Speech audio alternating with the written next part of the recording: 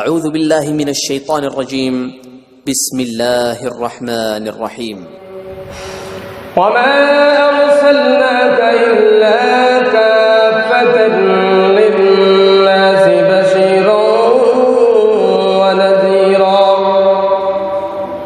ولكن أكثر الناس لا يعلمون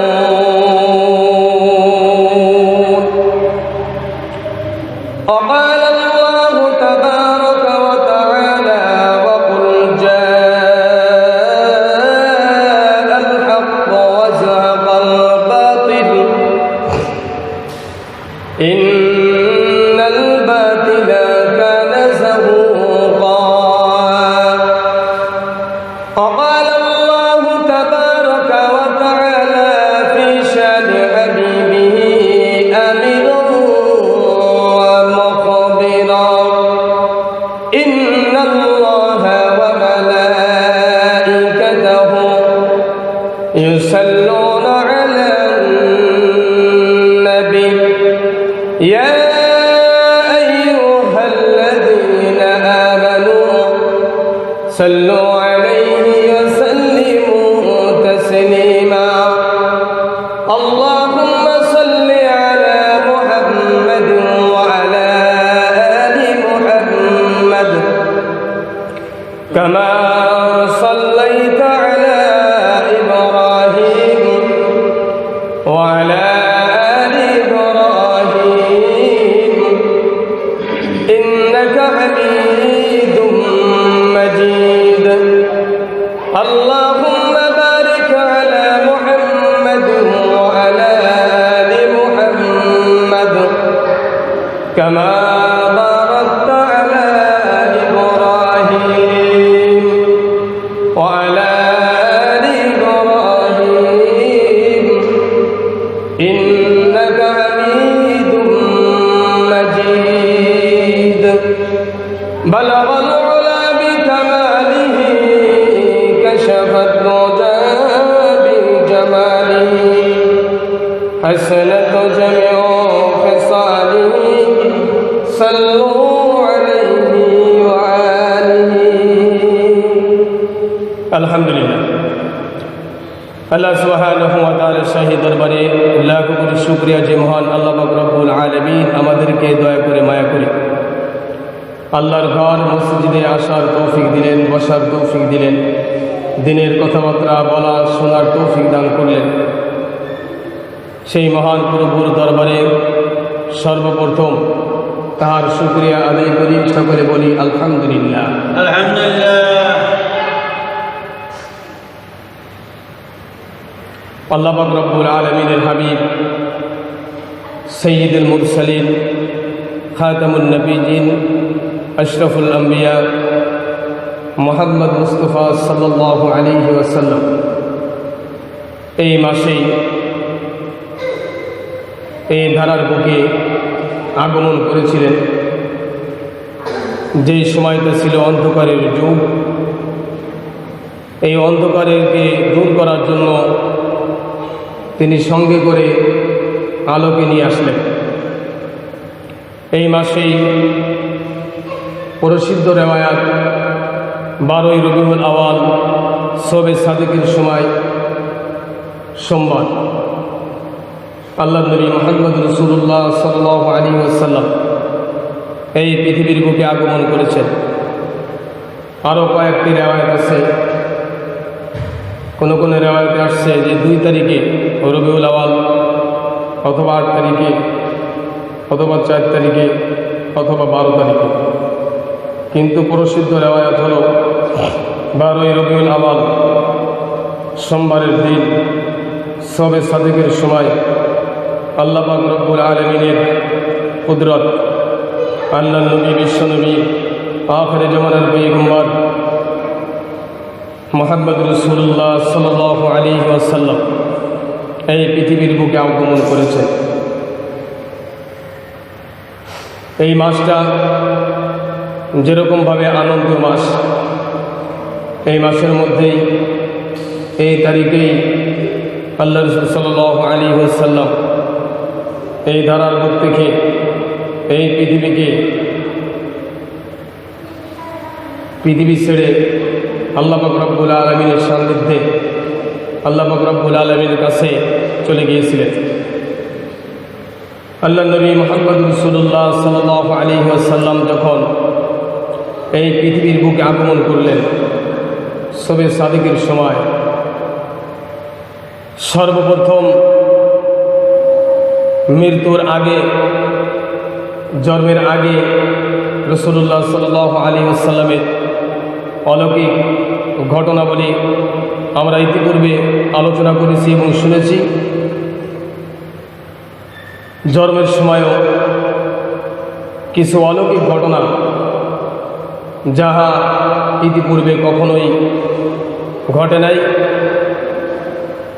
এমন একটি ঘটনা আল্লাহ নবী মুহাম্মদ রাসূলুল্লাহ সাল্লাল্লাহু আলাইহি ওয়াসাল্লাম এই পৃথিবীর বুকে আগমন করার শুরু লগ্নেই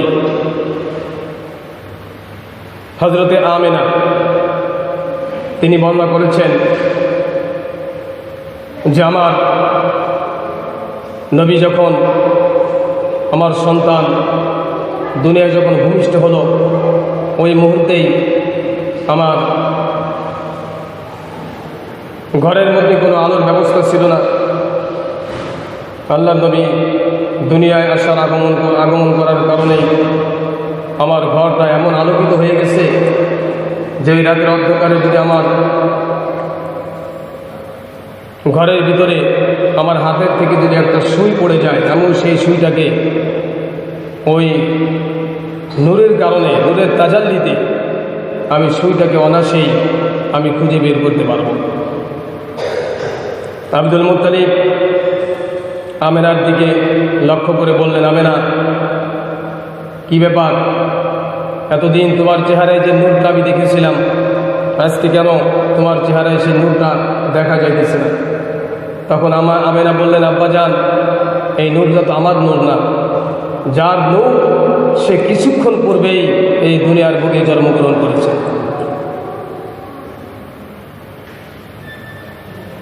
আল্লাহ নবী জন্মের সাথে সাথেই পৃথিবীর বুকে ভূমিকম্প শুরু হয়ে গেল।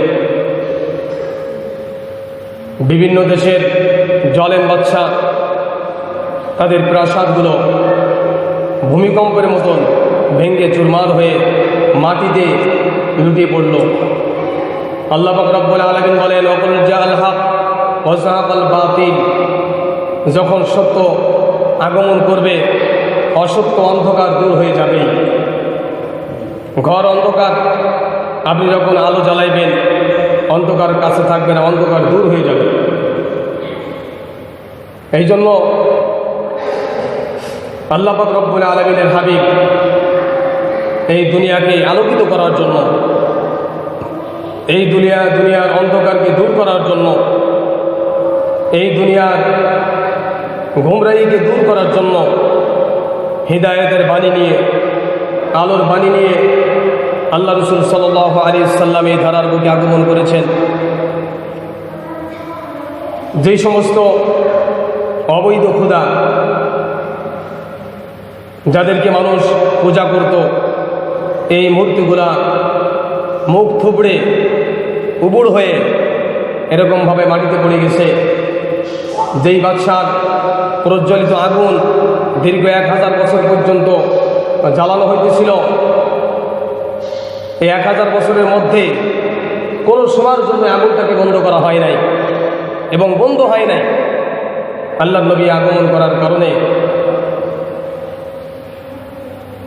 আল্লাহ নবী এই পৃথিবীতে আসার কারণে ওই 1000 বছর অগ্নিকুণ্ড, যেটা 1000 বছরের মধ্যে কখনোই আগুন নেবে নাই, আল্লাহ রাসূলের জন্মের সাথে সাথে ওই আগুনও আস্তে আস্তে আস্তে করে নিভে গিয়েছিল।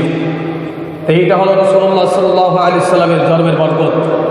এই পৃথিবীর সমস্ত অন্ধকারকে দূর করার জন্য, সমস্ত গুমরাহিকে দূর করার জন্য আল্লাহ নবী, বিশ্বনবী মুহাম্মদ রাসূলুল্লাহ সাল্লাল্লাহু আলাইহি ওয়াসাল্লাম এই ধারার বুকে আগমন করেছেন এবং 63 বছর জিন্দেগির মধ্যে সমস্ত অন্ধকারকে দূর করে এই পৃথিবীটাকে আলোকিত করে আল্লাহ নবী এই দুনিয়া থেকে বিদায় নিয়েছেন। রসুলের বিদায়ের পরে 1400 বছর পরে এখন আমাদের দেশে আবার সেই অন্ধকারের যুগ আস্তে আস্তে চলে আসতেছে। আমাদের ভিতরে সেই অন্ধকার ঢুকে যাইতেছে, আমাদের মধ্য থেকে সেই নূরে মুহাম্মাদি আলোটা আমাদের কাছ থেকে চলে যাইতেছে। এই জন্য আল্লাহ রাসূল সাল্লাল্লাহু আলাইহি ওয়াসাল্লাম যে হিদায়াতের বাণী, যে নূর নিয়ে আমাদের কাছে আসছিলেন, 63 বছরের জিন্দেগির মধ্যে 40 বছর তো তিনি নবুয়ত ছড়াইছিলেন। এই 40 বছরেও রাসূলুল্লাহ সাল্লাল্লাহু আলাইহি ওয়াসাল্লামের চরিত্র দেখে কাফেররা পর্যন্ত তাহার কাছে বিভিন্ন প্রকারের আমানত, বিভিন্ন প্রকারের মাল তার কাছে গুচ্ছিত রাখতেন। কারণ তাদের ধারণা ছিল এই লোকটা এমন একটা লোক, এই লোকটার কাছে যদি আমরা কোনো জিনিস আমানত রাখি, এই লোকটার জীবন চলে যাবে, কিন্তু সে আমানতের খেয়ালতি করবে না। এই লোকটাকে এমন বিশ্বাস করত।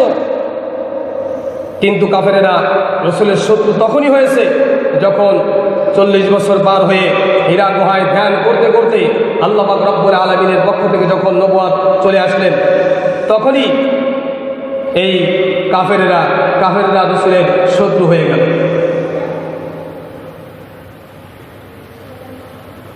আল্লাহ রাসূল সাল্লাল্লাহু আলাইহি ওয়াসাল্লাম এই পৃথিবীটাকে আলোকিত করার জন্য, গোমরাহিকে দূর করার জন্য হিদায়াতের বাণী নিয়ে, আলোর বাণী নিয়ে এই ধারার বুকে আগমন করেছে। এই পৃথিবীটাকে আলোকিত করে 63 বছরের জিন্দেগি, 23 বছরের জিন্দেগির মধ্যে, 23 বছরের আমলের জিন্দেগির মধ্যে দাওয়াত ও তাবলীগের মাধ্যমে আল্লাহ রাসূল সাল্লাল্লাহু আলাইহি ওয়াসাল্লাম এই পৃথিবীটাকে আলোকিত করে গিয়েছেন। মানুষকে সোনার মানুষে পরিণত করে দিয়েছেন। মানুষের আখলাককে সোনার মানুষের আখলাক, তার সৌন্দর্য এমন আখলাক এমন সুন্দর হয়েছে যা আর বলার অপেক্ষাই রাখে না। এই জন্য কিন্তু দেখা যাইতেছে এখন এই পৃথিবী এই 1400 বছর পার হওয়ার পরে এখন আবার আমাদের মাঝে সেই অন্ধকার দেখা দিতেছে, অন্ধকার চলে আসতেছে, আলো দূর হয়ে যাইতেছে, ইমানি আলো দূর হয়ে যাইতেছে, গোমরাহির অন্ধকার আমাদের মধ্যে আবার ঢুকে যাইতেছে। আল্লাহ রাসূল সাল্লাল্লাহু আলাইহি ওয়াসাল্লাম যখন ভূমিষ্ঠ হওয়ার পরে 7 দিন পর্যন্ত আল্লাহর নবী তার নিজের মায়ের স্তন, মায়ের দুধ পান করেছেন। 7 দিন পরে আবু লাহাবের দাসী, এই আবু লাহাবের দাসী দুধ পান করেছে কয়েকদিন। তারপরে আরব দেশের একটা রীতি ছিল যে শহরের লোকদেরকে, শহরের বাচ্চাদেরকে, অর্থাৎ ধনী বাচ্চাদেরকে গরিব মানুষেরা গ্রামের আবহাওয়ার দিকে নিয়ে যেত, গ্রামের কাছে নিয়ে যেত, ওখানে তারা লালন পালন করতো, ওখানে নিয়ে তারা ভালো ভাষা শিখাইতো, শুদ্ধ ভাষা তাদেরকে শিখাইতো, এবং গ্রামের আবহাওয়াটা একটু ভালো শহরের থেকে। এই জন্য শহরের লোকেরা তাদের বাচ্চাদেরকে বিভিন্ন মানুষের কাছে, ধাত্রীর কাছে দুধ পান করার জন্য লালন পালনের দায়িত্ব 1 বছর 2 বছর পর্যন্ত তাদের কাছে রাখতেন। আবার যখন তারা এই 2 বছর পার হয়ে যেত, তখন আবার যার বাচ্চা তার কাছে ফিরে দিয়ে যেত, এবং এই মালিকের কাছ থেকে, বাচ্চার বাবা মার কাছ থেকে বড় অঙ্কের কিছু টাকা, এরকমভাবে পয়সা তারা কি হাতিয়ে নিয়ে দিত। অনুরূপভাবে হযরতে হালিমাতুস সাদিয়া, সাদ গোত্রের একজন লোক, হালিমাতুস সাদিয়া,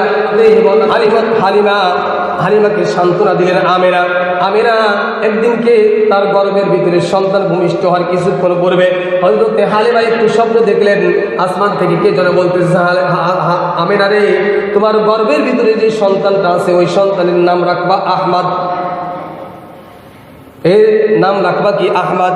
হযরতে আব্দুল মুত্তালিব সেও একদিন স্বপ্নে দেখলেন, তাকেও বলা হইতেছে তোমার এই বাচ্চাটাকে নাম রাখবা মুহাম্মদ, এর নাম আহমদ এবং মুহাম্মদ এইটা রাখবা। কারণ হযরতে মুসা আলাইহিস সালাতুস সালামের পরে যেই কিতাবটা নাজিল করা হয়েছে, ঈসা আলাইহিস সালাতুস সালামের পরে যেই কিতাবটা নাজিল করা হয়েছে, দাউদ আলাইহিস সালাতুস সালামের পরে যেই কিতাবটা নাজিল করা হয়েছে, সমস্ত আসমানি কিতাবের ভিতরে আহমদ এবং মুহাম্মদ দুনিয়া আগমন করবে, এর সব কিছু আল্লাহ পাক রব্বুল আলামিন এই দুনিয়ায়, এই আল্লাহ নবী দুনিয়া আসার আগেই সুসংবাদ জানিয়ে দিয়েছে। আল্লাহ নবী দুনিয়ায় আসলেন কেন? ফাকুল জাল হক ওয়া যাহাকাল বাতিল ইন্নাল বাতিলা কানা যাহুকা। দুনিয়ার থেকে অন্ধকার দূর করার জন্য, দুনিয়ার থেকে গুমরাহিকে দূর করার জন্য আল্লাহ নবী মুহাম্মদুর রাসূলুল্লাহ সাল্লাল্লাহু আলাইহি ওয়াসাল্লাম এই দুনিয়ায় আগমন করেছে। দুনিয়াতে অন্ধকার ছিল, রাসূল জন্মের আগ মুহূর্ত দুনিয়াটা কি ছিল? অন্ধকার ছিল। অন্ধকার মানে কি খালি রাত ছিল তা না, দিন হয় না কোনোদিন তা না। মানুষের দিল অন্ধকার হয়ে গেছে, মানুষের ভিতরে কোনো নূর ছিল না, ইমানই ছিল না। ইমান একটা নূর। আল্লাহ নবী দুনিয়া আসলেন আস্তে আস্তে করে কি এই অন্ধকারকে দূর করে সমস্ত মানুষের ভিতরে ইমানে নূর ঢুকাই। আর 1400 বছর পরেও আমাদের ভিতরে সেই গুমরাহি এখন আস্তে আস্তে ঢুকতেছে, অন্ধকার চলে আসতেছে। কিয়ামত কায়েম হবে, কিন্তু কিয়ামত কায়েম হবে এরকম না যে সমস্ত ভালো মানুষকে আল্লাহ একসাথে মেরে ফেলাবে আর এই কোরআন কালাম, আল্লাহর কালাম, আল্লাহ রসুলের হাদিস, এটা দুনিয়া থেকে আল্লাহ আসমানে উঠাই নিয়ে যাবে এমন না। আস্তে আস্তে করে ভালো ভালো মানুষদেরকে আল্লাহ পাক রব্বুল আলামিন দুনিয়ার থেকে উঠাই নিয়ে যাবে। তারপরে মানুষের ভিতরে এমন অন্ধকার হবে যে কোথাও একটু খুঁজে, কোথাও আলো, জোনাকির আলো আছে না, এরকম আলো খুঁজে কোথাও পাওয়া যাবে না। আর 1400 বছর পরে এখন মানুষের ভিতরে সে অন্ধকারে ঢুকে যাইতেছে। মানুষের ভিতরে ইসলামী বিদ্বেষী কথাবার্তা, ইসলাম বিরোধী কথাবার্তা মানুষের জবান থেকে বের হইতেছে। আফসোস, আমরা মুসলমান দাবি করতেছি, আবার নামের আগে মুহাম্মদ লাগাইতেছি, নামের আগে মুহাম্মদ লাগাইতেছি, কিন্তু মুহাম্মদের যে কামগুলো এটা আমার হইতেছে না, সব শয়তানি কাম হইতেছে। 2-1 দিন আগের কথা, বাংলাদেশের একজন প্রফেসর তিনি বক্তব্য দিয়েছেন যে আসসালামু আলাইকুম ওয়া রাহমাতুল্লাহি ওয়া বারাকাতুহু শুদ্ধভাবে বলা এবং কাউকে বিদায় দেওয়ার জন্য যখন আমরা বলি আল্লাহ হাফেজ, বলি না, এই সমস্ত কথা বলা এটা নাকি জঙ্গিবাদের ট্রেনিং। এটা কি জঙ্গিবাদের ট্রেনিং?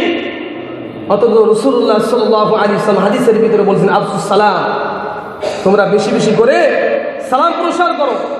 সালাম দিলে কি হয়? মানুষের ভিতরে মহব্বত পয়দা হয়। আপনার শত্রু, আপনি তাকে 1 দিন 2 দিন 5 দিন 10 দিন সালাম দেন, আস্তে আস্তে দেখবেন তার ভিতরে আপনার ভিতরে মহব্বত পয়দা হয়ে যাবে। আমাদেরকে ইসলাম থেকে দূরে সরা অন্যদিকে নেওয়ার চেষ্টা করতেছে। এরা আমরা মুসলমান, এরা কি মুসলমান? প্রফেসর জিয়া রহমান দাবি এরকম আসছে, ওনার বক্তব্যের ভিতরে উনি বলছে যে আসসালামু আলাইকুম শুদ্ধভাবে বলা এটা নাকি জঙ্গিবাদের লক্ষণ। আবার আরেকজন বাংলাদেশের একটা চ্যানেল 71 টিভি,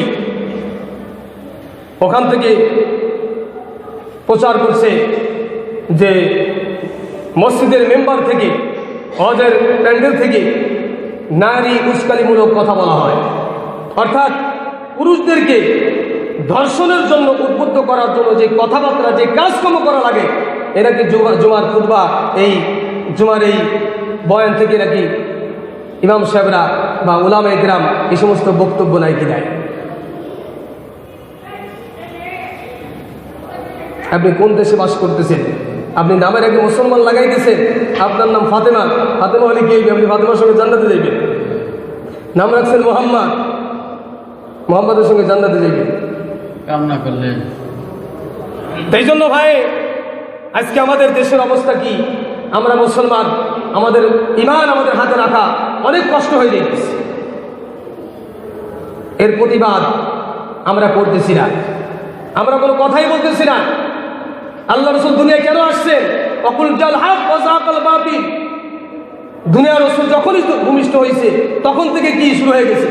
বাতিলের পতন শুরু হয়ে গেছে। আর 1400 বছর পার হয়ে গেল, আমাদের ভিতরে সেই গুমরাহি আস্তে আস্তে করে ঢুকে যাইতেছে। এই দেশে শামসুল হক ফরিদপুরের সদস্য রহমতুল্লাহ আলাইহি উনি একটা কিতাব লিখছেন, শত্রু থেকে হুঁশিয়ার।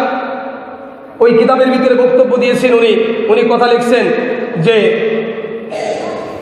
সমস্ত অমুসলমান, মুসলমান বাদে যে ধর্ম অবলম্বী যারা আছে এরা সবাই গোলাম এক, সব কি এক, গুড়া এক, ডালপালা বিভিন্ন হতে পারে।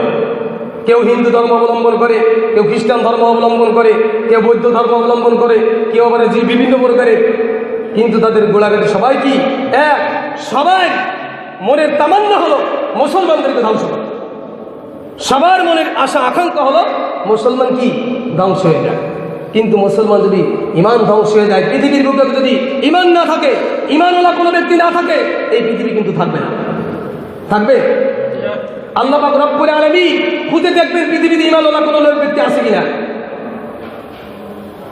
খুঁজে কোথাও ইমানওয়ালা পাইবে না।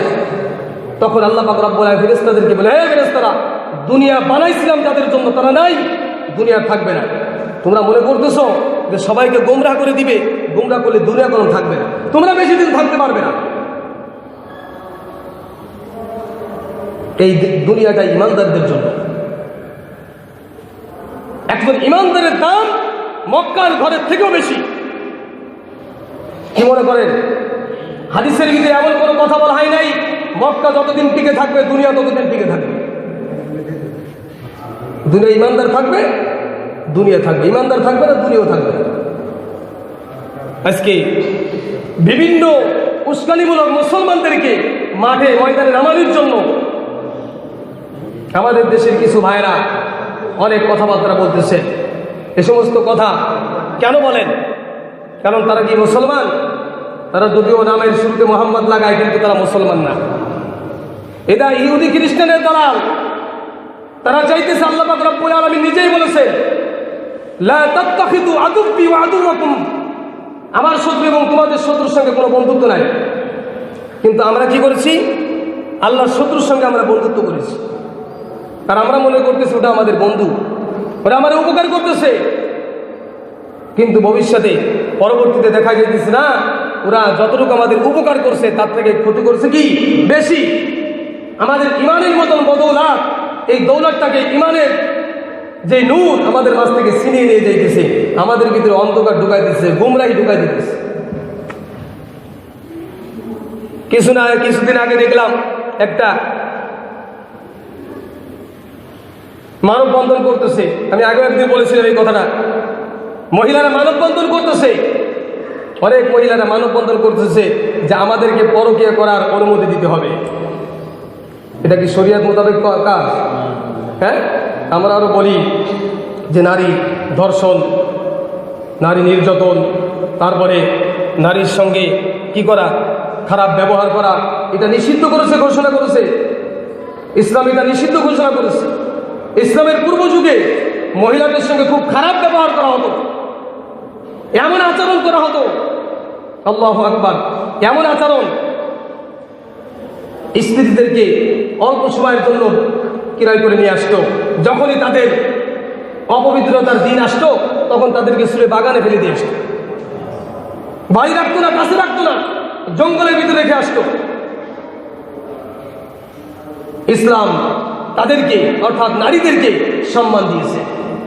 কিন্তু নারীরা যদি সেই সম্মানটাকে কিনা রাখে, আগলে না রাখে, তাহলে যদি নারী হরণ হয়, তার ইজ্জত নষ্ট হয়, এর জন্য দায়ী কে? এর জন্য দায়ী সমাজ, সমাজের লোকজন। আজকে আমার সন্তান বিবাহের উপযুক্ত হইতেছে, আমি বিবাহ দিতেছি না, সে অপকর্মে জড়িত হয়ে যেতেছে। ছেলে হোক আর মেয়ে হোক, বিবাহের বয়স হলেই তাকে কি বিবাহে দিয়ে দাও, যাতে সে কি অবৈধ কোনো কাজে জড়িত না হয়ে যায়। এখন যদি বিবাহের উপযুক্ত হয়েছে, পাত্র পাত্রীও মিলে গেছে, কিন্তু কি বিবাহ দিতেছে না বাপ মা, তাহলে এই সন্তান যদি কোনো অবৈধ কাজের সঙ্গে না যায়, হারাম কাজের সঙ্গে জড়িত হয়ে যায়, তাহলে কিন্তু এই পিতা মাতার জন্য কিয়ামতের ময়দানে আল্লাহর আদালতে জবাবদিহিতা করা লাগবে। আজকে সমাজ আমাদের অন্ধকারে নিমজ্জিত হয়ে যাইতেছে। সুন্নাত কাজগুলো আমরা ছেড়ে দিতেছি, হারাম কাজগুলো আমরা কি করা শুরু করে দিয়েছি। যে কাজ করলে আমাদের কলম নষ্ট হয়ে যাবে, অন্ধকার আসবে, বাতিল ইবাই দিলে অন্ধকার আসবে না। আপনি যদি ইচ্ছে করে কি দেন, বাতিল ইবাই দেন, আপনি বলেন ঘরটা অন্ধকার হলো কেন? এত টাকা পয়সা খরচ করে ঘরটা বানাইলাম, ঘর অন্ধকার হলো কেন?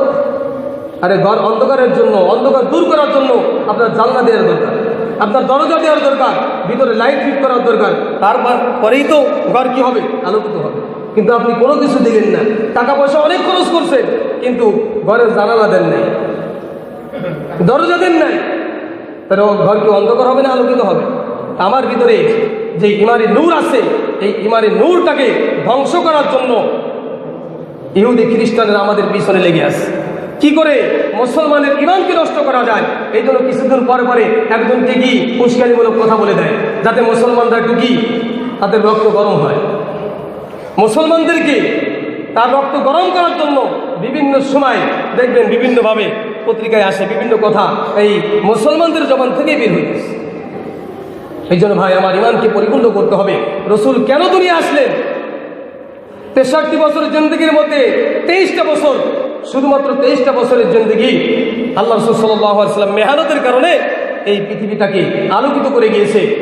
তার সহচর যারা ছিল তারা সকলেই কি আলোকিত হয়ে গেছে, ইমানের নূর তাদের ভিতরে ঢুকে গেছে। কিন্তু আজকে আমাদের সেই ইমানের নূর আমাদের মাঝ থেকে চলে যাইতেছে, অন্ধকার আমাদের ভিতরে চলে আসতেছে।